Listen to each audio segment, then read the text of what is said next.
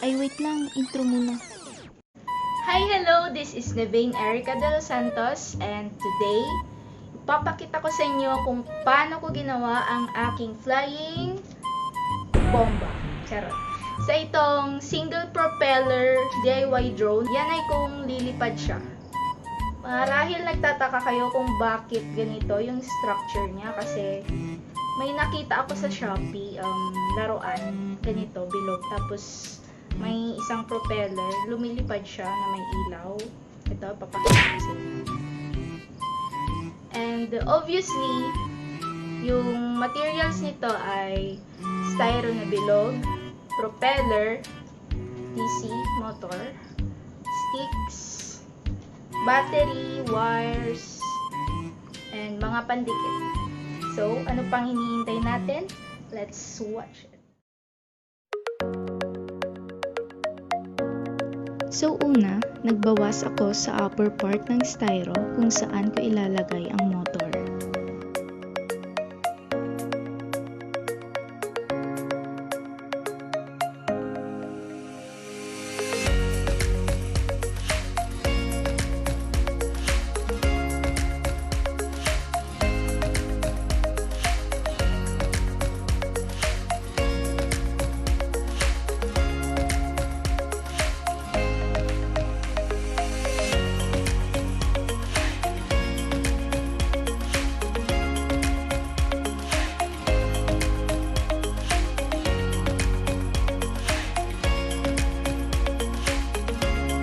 After mabutasan, sa may lower part naman, nag-cut ako ng konti dahil dito sa part na to ko ilalagay ang battery, wirings at switch.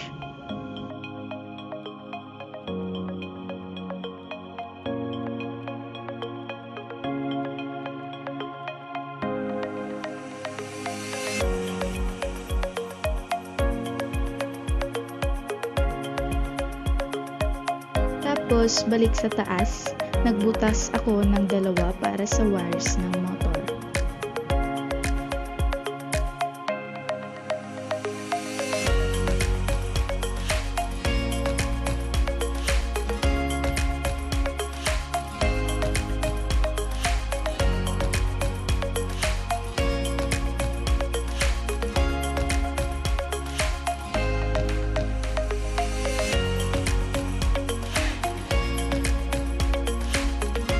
Then, sa lower part, nagdig ulit para sa space ng battery.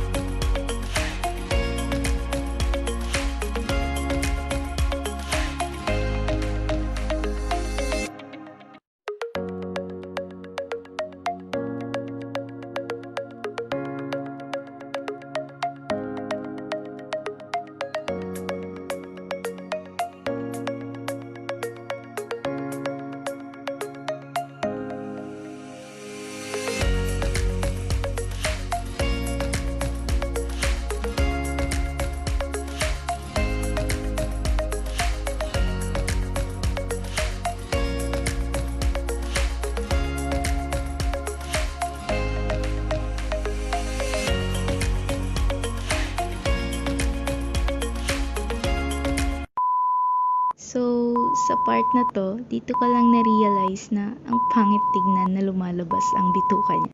Kaya, naghukay ulit ako. Ayan, okay na.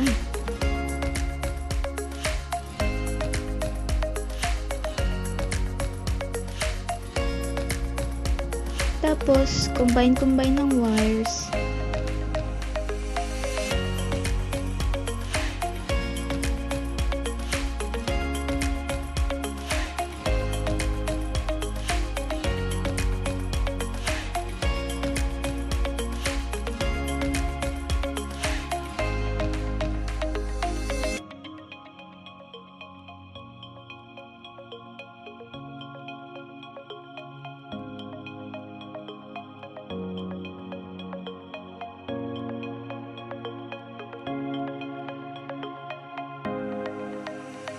Ay, perfect.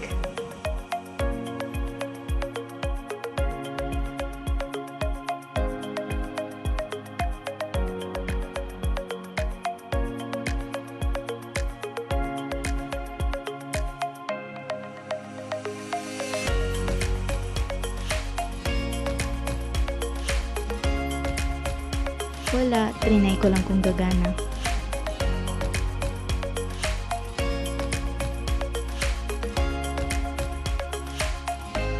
Konting tape.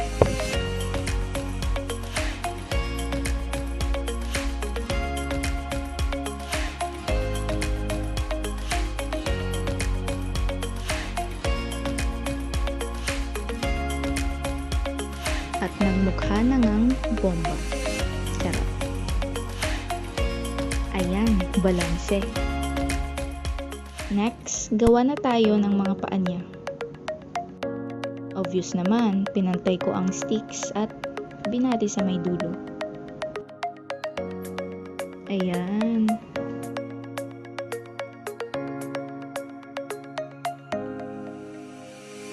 So dito, gumamit ako ng blower para madikit yung straw sa stick.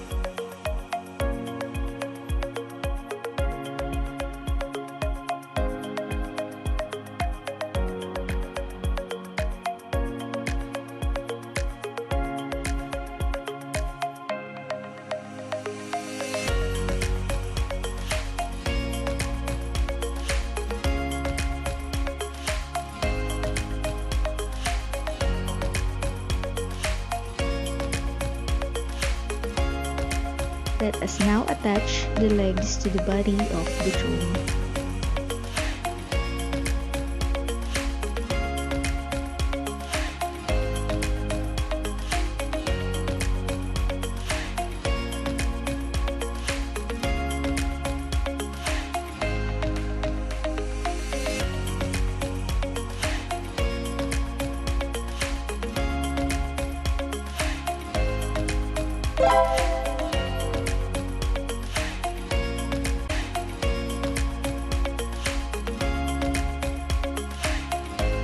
Ilagay ang propeller and tcharan! Pinamukhang bomba.